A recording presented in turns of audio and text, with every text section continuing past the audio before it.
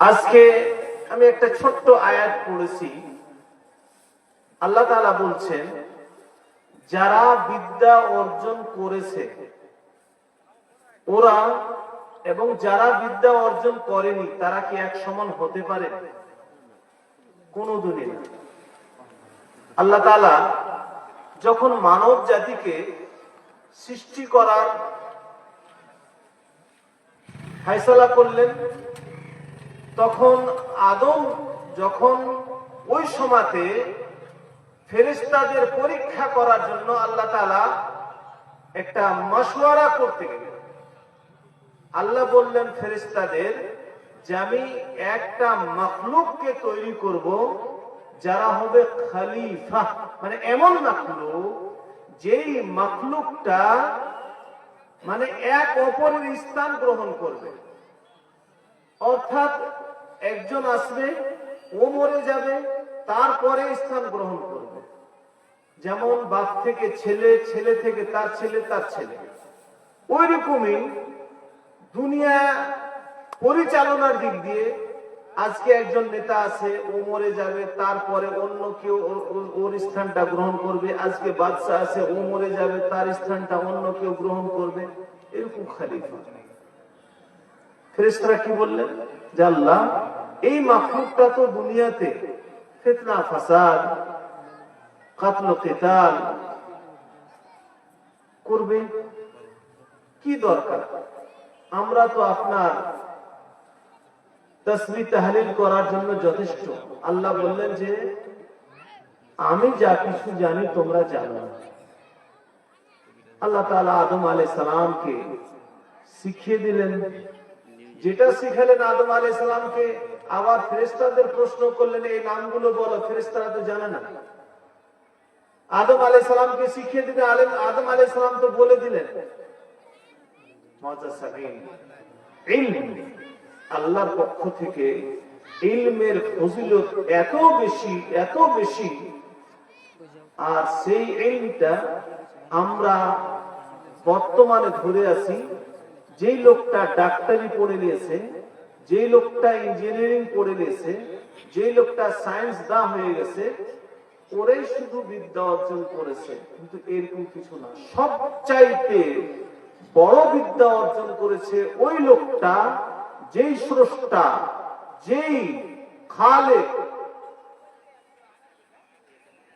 পুরা পৃথিবীটাকে সৃষ্টি করেছেন, আমাদের সৃষ্টি করেছেন। ওই সৃষ্টিকর্তার একটা কালাম আছে, সেই কালামের নাম কি বলেন তো?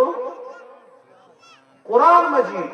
যেই ব্যক্তি এই কোরআন মাজিদটা পড়লো, শিখলো, পড়লো, কোরআন মাজিদে আল্লাহ কি বলছেন সেটা জানলো, তার প্রতি আমল করলো, এটাই হচ্ছে সবচাইতে বড় আলো, এটাই হচ্ছে সবচাইতে বড় বিদ্যা।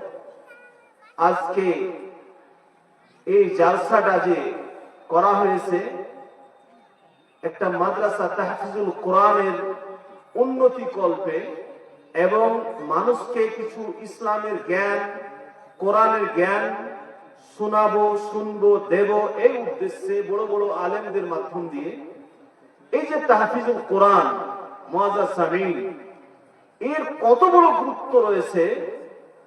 আমরা যেহেতু কোরআনটাকে জানছি না, কোরআনটাকে আমরা পড়ছি না, কোরআনটাকে আমরা কোরআনের মানে মতলব ও তাফসীর জানছি না, তার জন্য কোরআনের গুরুত্ব আমরা বুঝতে পারি না।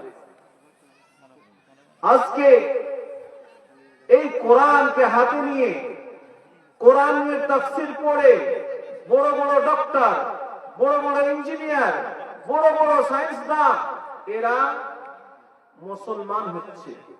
এরা মুসলমান হচ্ছে এই কোরআনকে পড়ে। নিজের ধর্ম, নিজের দিন সবকিছু পরিবর্তন করে দিচ্ছে। মুআজ্জাজ সামিন, এই কোরআন মাজিদ এমন একটি বই, এমন একটি গ্রন্থ যে আপনি দুনিয়াতে সারা জীবনটা কি করেছেন? পরিশ্রম করেছেন, জমি করেছেন, জায়গা করেছেন, আপনি ছেলেদের খুব শিক্ষিত বানিয়েছেন, আপনি সব কিছু করেছেন, কিন্তু মরার পরে কেউ আপনার জন্য একটা নেকি দান করবে না, সুপারিশ কেউ আপনার জন্য করবে না, কাউকে অধিকারই দেওয়া হবে না। কিন্তু কোরআন মাজিদ এমন একটি কালাম, যে কালামের ক্ষেত্রে আল্লাহ নবী সাল্লাল্লাহু আলাইহি সাল্লাম বলেছেন, ইকরাউল কুরআন ফাইন্নাহু ইয়াতি ইয়াউমাল কিয়ামাতি শাফিআন লিআসহাবি। তোমরা কোরআনটা পড়ো, কোরআনটা যারা পড়বে, কোরআনের প্রতি আমল করবে, এই কোরআনটা কিয়ামতের দিন ওর জন্য সুপারিশ করবে। ওই দিন কেউ সুপারিশ করবে না আপনার জন্য, কোরআন সুপারিশ করবে। একটু আগে আপনারা শুনছিলেন যে কেউ সুপারিশ করবে না। এমনকি আল্লাহ বলছেন কি, ইয়াউমা ইয়াফিরুল মারউ মিন আখিহি ওয়া উম্মিহি ওয়া আবিহি ওয়া সাহিবাতিহি ওয়া বানিহি লিকুল্লি ইমরিইন মিনহুম ইয়াউমা ইযিন শা'নুন ইউগনি। ছেলে ভাই, ছেলে বাবা থেকে, বাবা ছেলে থেকে, ছেলে মা থেকে, মা ছেলে থেকে, স্বামী স্ত্রী থেকে, স্ত্রী স্বামী থেকে, ভাই ভাই থেকে, এক অপর থেকে সবাই দূরে দূরে দূরে যাবে। কেউ কাউকে একটা নেকি দেবে না। সবাই বলছে আমি নিজের নফস নিয়ে নফসি নফসি করছি। ওই দিন এই কোরআনটা আপনি যে পড়েছেন, আমল করেছেন, আল্লাহ নবী সাল্লাল্লাহু আলাইহি ওয়াসাল্লাম বলেছেন কি, সূরা বাকারা, সূরা আল ইমরান, যে ব্যক্তি পড়েছে, যে ব্যক্তি তার প্রতি আমল করেছে, তার আগে আগে যাবে, আল্লাহর সাথে ঝগড়া করবে, আল্লাহর সাথে ঝগড়া করবে। আল্লাহ নিদকে হারাম করে এই লোকটা সময় বের করে আমাকে পড়েছিল, আমার প্রতি আমল করেছিল, আল্লাহ একে জাহান্নাম থেকে মুক্তি দাও, একে জান্নাত দান করো। আল্লাহ তাআলা এই কোরআনের সুপারিশকে কবুল করবে। মুআজ্জাজ সামিন, কোরআন, আজকে আমরা যে কোরআন পড়ছি, মনে করব যে যারা হাফেজ, যারা বড় আলেম, তারা কোরআনটাকে ঠিকভাবে পড়তে পারছে, তারাই পড়ুক, আমরা তো পারি না। কিন্তু না, আপনাকে শিখতে হবে। তালাবুল ইলমি ফরিদাতুন আলা কুল্লি মুসলিম, প্রত্যেকটা মুসলিম, সে পুরুষ হোক মহিলা হোক, কোরআনের শিক্ষা ওকে অর্জন করতেই হবে, অপরিহার্য। দ্বীনি ইলম শিক্ষা অর্জন করতেই হবে, অপরিহার্য। আল্লাহ নবীর সুন্নাতকে শিখতেই হবে, জানতেই হবে। মুআজ্জাজ সামিন,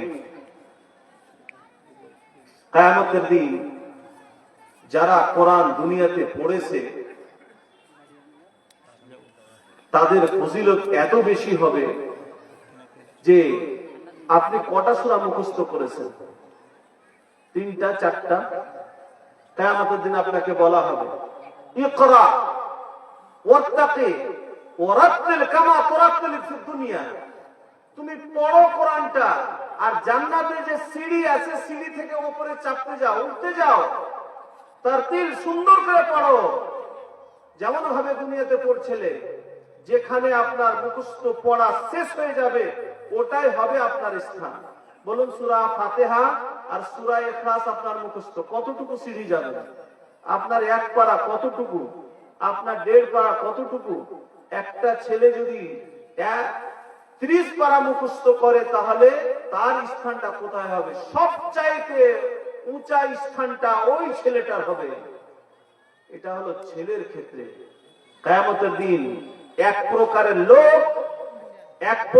লোক সব কবর থেকে উঠে ছুটাছুটি করবে।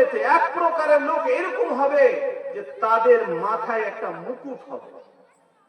ফেরেশতারা তাদের ঘাড়ে হাত দিয়ে বলবে কি, সালামান সালামান, শান্তি বর্ষণ হোক তোমাদের প্রতি। সবাই বলবে, তাকাবে, এরা কে? বলা হবে এরা ওরাই, ওই মা বাবা যার ছেলে কোরআনের হাফেজ হয়েছিল, কোরআনটাকে শুদ্ধ করে পড়েছিল, মুখস্থ করেছিল, তার প্রতি আমল করেছিল, তার মা বাবা। কোন হাদিসে, কোন বইয়ে আপনি পাবেন না যার ছেলে ডক্টর, ইঞ্জিনিয়ার হয়েছে, বড় সায়েন্সদান হয়েছে, তার বাবা মার এই ফজিলতটা হবে না। তাহলে কোরআনে ইলমের কতটুকু ফজিলত মুআজ্জাজ সামিঈন। কোরআন আজকে আমরা পড়ছি, একটা আয়াত আমরা মসজিদে বসে দুই রাকাত নামাজ পড়ে চট করে বেরিয়ে আসছি, মসজিদে কোরআন গুলো দেখা যাচ্ছে ধুলো বালিতে ভর্তি।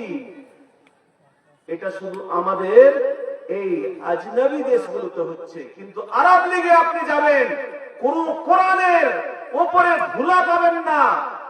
জুমার দিনে কোরআন শর্ট পড়ে যায়, মসজিদে কোরআন পাওয়া যায় না। 500 যদি লোক হয় তবু আপনি দেখবেন কোরআন শর্ট হয় না। দুই একজন এরকম আছে যে কোরআন পায় না, মোবাইলে কোরআন পড়ে, সবাই কোরআন পড়ছে। আর কোরআন কতগুলো রাখা হয় জানেন? কমপক্ষে 1000 কোরআন রাখা হয় জুমা মসজিদে, 1000 কোরআন রাখা হয়। আজকে আমরা কোরআন কই পড়ছি? আপনি কোরআনের একটা অক্ষর পড়বেন 10টা নেকি পাবেন, 2টা অক্ষর পাবেন 20 নেকি পাবেন, 3টা অক্ষর পাবেন 30 নেকি পাবেন। এবার বলুন যে একটা আয়াতে কতটা অক্ষর হতে পারে? তাহলে আপনি একটা আয়াত পড়লে কতটুকু নেকি পাবেন? একটা সূরা পড়লে কতটুকু নেকি পাবেন আপনি? হযরত আব্দুল্লাহ বিন মাসউদ রাদিয়াল্লাহু তাআলা আনহু বলেছেন কি, যে আল্লাহ নবী সাল্লাল্লাহু আলাইহি ওয়াসাল্লাম বলেছেন কি, মান ক্বারা হারফান মিন হাযিল কিতাব ফালাহু হাসানা ওয়াল হাসানাতু বিআশরি আমসালিহা ফালা আকুলু লাকুম আলিফ লাম মিম হারফ বাল আলিফ হারফুল লাম হারফুল মিম হারফ। যে ব্যক্তি কোরআনের একটা অক্ষর পড়লো তাকে একটা নেকি দেওয়া হবে, আর একটা নেকিকে 10 গুণ বাড়িয়ে দেওয়া হবে, অর্থাৎ সে 10 নেকির ভাগীদার হবে। আল্লাহ নবী সাল্লাল্লাহু আলাইহি ওয়াসাল্লাম বলছেন কি, আলিফ লাম মিম, সূরা বাকারার এই যে শব্দটা রয়েছে, যে পড়ে নিল সে 30টা নেকির ভাগীদার হলো। এটা একটা না, 3টা অক্ষর রয়েছে। মুআজ্জাজ সামিঈন, কোরআন যে ব্যক্তি সুন্দর করে কোরআন পড়ে, তাজবীদ সহকারে কোরআন পড়ে, তারা কাদের সাথে হবে জানেন? আল্লাহর নিকটবর্তী ফেরেশতাদের সাথে হবে। হযরত আয়েশা হাদিস, রাসূলুল্লাহ সাল্লাল্লাহু আলাইহি ওয়াসাল্লাম বলেছেন কি, মান ইয়াকরাউল কুরআনা ওয়া হুয়া মাহিরুন বিহি মা সাফারাতিল কিরামিন বারারা। যে ব্যক্তি কোরআন খুব সুন্দর করে পড়ে, ফরফর ফরফর করে তাজবীদ সহকারে তারতিল সহকারে পড়ছে, আল্লাহর নিকটবর্তী ফেরেশতাদের সাথে হবেন তারা। ওয়া ইয়াকরাউল কুরআনা ওয়া হুয়া শাকুন আলাইহি ওয়া হুয়া ইয়াতাতাআতাউ ফীহি ফালাহু আজরান। যে ব্যক্তি কোরআন পড়ে কিন্তু কোরআনটা ওর জন্য পড়াটা খুব ভারী, আটকে আটকে পড়ে, বানান করে করে পড়ে, আল্লাহ নবী সাল্লাল্লাহু আলাইহি ওয়াসাল্লাম বলেছেন তার জন্য ডবল নেকি, ডবল নেকি। আপনি এটা মনে করিয়েন না যে আমি কোরআনটা পড়ছি তো আমি এগিয়ে যাচ্ছি, আমাকে বানান করতে হচ্ছে তো কষ্ট হচ্ছে, আমি পড়বো না। না, আপনি ডবল নেকি পাচ্ছেন। মুআজ্জাজ সামিঈন, তাই আমাদের প্রত্যেকেরই জন্য অপরিহার্য কোরআনকে শিখা। কারণ যে কোরআন একটা আরবি কিতাব, আরবিতে লেখা আছে। যদি আপনি কোরআনটাকে না শিখেন, শুদ্ধ করে না পড়েন, তাহলে পারে ওর অর্থ পরিবর্তন হয়ে যাবে। আর কোরআনের অর্থ যদি আপনি পরিবর্তন করে পড়েন, তাহলে আপনার মধ্যে আর ইহুদির মধ্যে কোনো পার্থক্য নেই, কোন পার্থক্য নেই। কারণ ইহুদিরা চেষ্টা করেছিল কোরআনটাকে পরিবর্তন করার, কোরআনের শব্দগুলো পরিবর্তন করার। আর আজকে আপনি ভুরি ভুরি হাফেজ, ভুরি ভুরি উলামা, তাদের কাছে আপনি শিখতে পাবেন, শিখার আপনার ক্ষমতা আছে, আপনার সবকিছু আছে। আপনি মোবাইল দেখে দেখে কোরআনটা শিখতে পারবেন, কিন্তু আপনি শিখেন না, এটা আপনার দুর্বলতা, আপনি কোরআনকে ভালোবাসেন না। আমি এক জায়গাতে দাওয়াত দিতে গেলাম, মোটামুটি 200 মতো নেপালি, সব অমুসলিম, ইসলামের দাওয়াত দিলাম। আলহামদুলিল্লাহ কিছু সংখ্যক লোক মুসলমান হল, তার মধ্যে একটা শিক্ষিত লোক ছিল। তারপরে আমাকে বলছে যে আমি কোন একটা সূরা শিখবো। আমি সূরা ফাতিহাটা বললাম, একবার শিখিয়ে দিলাম, শিখিয়ে আমি চলে গেলাম। আর খানিক পরে ওই লোকটা আমার কাছে আসছে, বলছে এই যে মোবাইলটা নেন, আমাকে বের করে দিন তো। আমি সূরা ফাতিহাটাকে বের করে দিলাম মোবাইলে। তারপরে সপ্তাহে আমি আবার আসলাম ওখানে।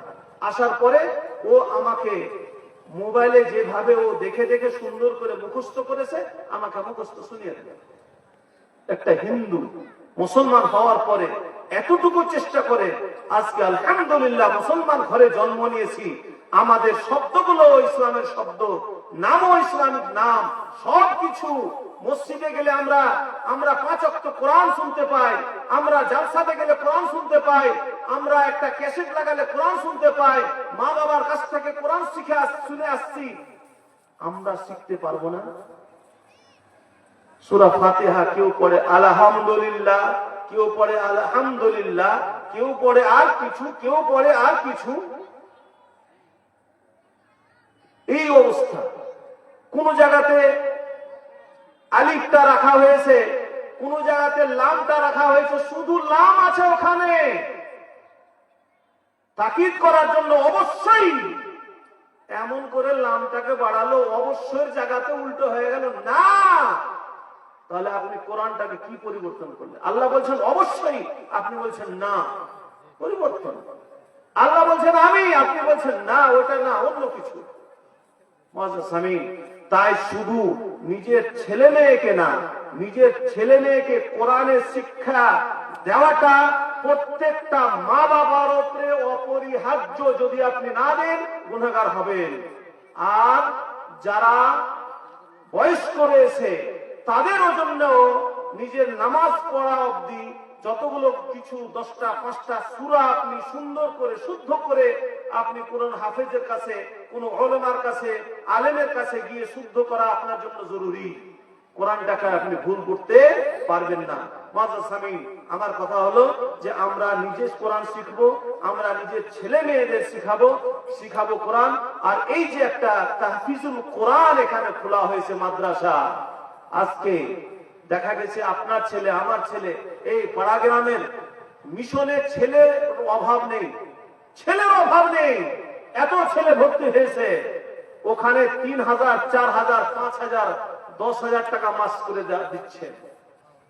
কিন্তু কোরআন, হেফজুল কোরআন খোলা হয়েছে। এই হেফজুল কোরআনে 1000 টাকা, 1500 টাকা, 2000 টাকা আপনি দেন না, তাহলে আপনার ইসলামের সাথে কোন খাতির আছে? আপনি কোরআনকে ভালোবাসছেন? কোরআনকে আপনি ইসলামকে ভালোবাসেন না। মুআজ্জাজ, আপনি এটা মনে করিয়েন না যে আধুনিক শিক্ষা অর্জন যদি না করে তাহলে আপনার ছেলে রিজিক হবে না, এরকম কিছু না। সানাউল্লাহ আমরাজ সারির একটা জীবনী শেখ জানেন? সানাউল্লাহ আমরাজ সারির জীবনে পাওয়া গেছে যে কোরআন শিক্ষা এবং হাদিস শিক্ষা, ইসলাম শিক্ষার পরে, চর্চার পর থেকে আল্লাহ ওনার রিজিকে বরকত দিয়েছিল। যে ব্যক্তি যে যত আল্লাহকে ভয় করে চলবে, যে যত আল্লাহর কানুনকে মেনে চলবে, যে যত আল্লাহর নবীর সুন্নাতকে মেনে চলবে, তার রিজিকে অত বরকত দিবে। কে বলছেন? আল্লাহ বলছেন। কি এটা আল্লাহ বলছেন? কি আল্লাহ বলছেন রিজিকে বরকত। ওয়া ইয়াত্তাকিল্লাহ ইয়াজআল লাহু মাখরাজা ওয়া ইয়ারযুকহু মিন হাইসু লা ইয়াহতাসিব। যে ব্যক্তি আল্লাহকে ভয় করে, তাকওয়া পরহেজগার ইখতিয়ার করে, ওই লোকটার জন্য সমস্ত রাস্তাকে আল্লাহ প্রশস্ত করে দেয়। ওকে এমন ভাবে আল্লাহ রিজিক দান করেছে নিজে অনুভব করতে পারে না। তাই আমরা রিজিকের মালিক আল্লাহ। আপনি আল্লাহর কালাম পড়াবেন, আল্লাহর দ্বীন শিক্ষা অর্জন করাবেন, আল্লাহ ওই লোকটাকে কোনদিন ক্ষুদায় রাখবে না। ওই লোকটাকে আল্লাহ ভালো রাখবে। আর আপনি মরে যাবেন আপনার ছেলেকে কোরআনের হাফেজ করিয়ে দিয়ে, ওই ছেলেটা যতদিন কোরআনের চর্চা করবে, যতদিন বেঁচে থাকবে, আপনার জন্য দোয়া করবে, আপনি নেকি পেতে থাকবেন। কিন্তু আপনি কোরআন না শিখিয়ে যদি আপনি আধুনিক শিক্ষা দেন, ওই ছেলে আপনার জন্য দোয়া করবে না, ও ছেলে নামাজ পড়বে না, ওই ছেলে আল্লাহকে ভয় করে চলবে না। আপনি দুম কাটা, লেজ কাটা হয়ে গেলেন। অর্থাৎ নিজের ছেলেকে তো জন্ম দিলেন, কিন্তু আপনি লেজ কাটা নেকির দিক দিয়ে আপনি মরে গেলেন। আপনার পিছন থেকে কেউ দোয়া করার একটা লোক হবে না, নেকি আপনি পাবেন না। মুআজ্জাজ সামিন, তাই দুনিয়ার আখিরাত দুটোকে যদি আমরা ঠিক রাখতে চাই, তাহলে আমরা সব সময় কোরআনের হেফাজত করব, কোরআন নিজে শিখবো, ছেলে মেয়েদের শিক্ষা দেব। কোরআনের শিক্ষা কেন্দ্র এই মার্কাজকে আমরা সব সময় ভালোবাসবো। এই মার্কাজের উন্নতি কিভাবে করবে তার জন্য আমরা সব সময় প্রচেষ্টা করব। এই মার্কাজকে আমরা সহযোগিতা করব। আল্লাহর কাছে শেষে দোয়া করি, আল্লাহ যেন আমাদের সবাইকে কোরআনকে ভালোবাসার তৌফিক দান করেন। আল্লাহ যেন আমাদের সবাইকে কোরআন শিক্ষা অর্জন করার তৌফিক দান করেন। আল্লাহ আমাদের সবারই সন্তানকে তুমি কোরআনের শিক্ষা দান করার তৌফিক দান করো আল্লাহ। আসসালামু আলাইকুম ওয়া রাহমাতুল্লাহি ওয়া বারাকাতুহু। দিন আসিবে বন্ধু, এমন দিন আসিবে বন্ধু, ধরার এ মাঝে কোরআন হাদিস ছেড়ে দিয়ে সব বাতিল পথে রবে।